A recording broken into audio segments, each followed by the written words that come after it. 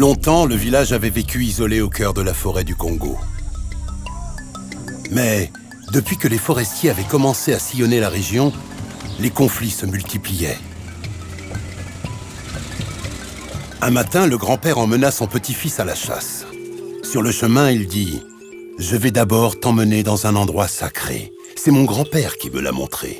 Et un jour, tu le montreras à ton petit-fils. » Ils marchèrent longtemps dans la forêt.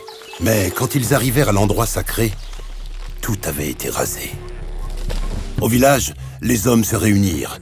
Tous partageaient la même colère contre les forestiers qui s'aventuraient chaque jour plus près pour s'accaparer des terres qui avaient toujours été celles du village. Le lendemain, une voiture arriva dans le village. Une demi-douzaine d'hommes en sortirent. Ils travaillaient pour le PAGEF, le projet d'appui à la gestion durable des forêts.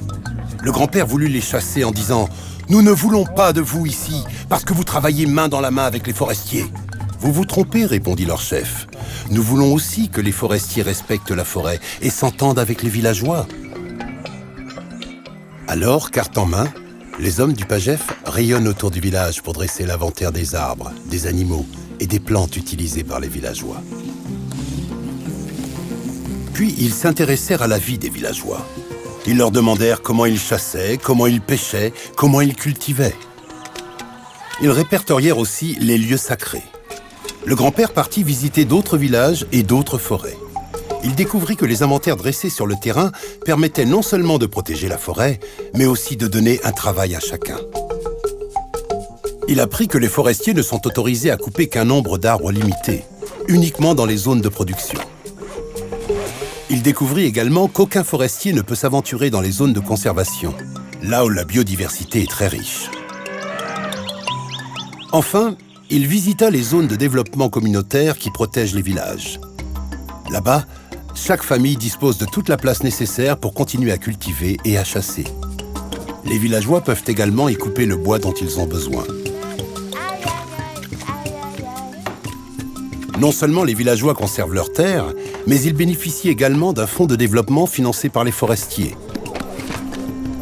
Celui-ci permet de réaliser les projets portés par les villageois.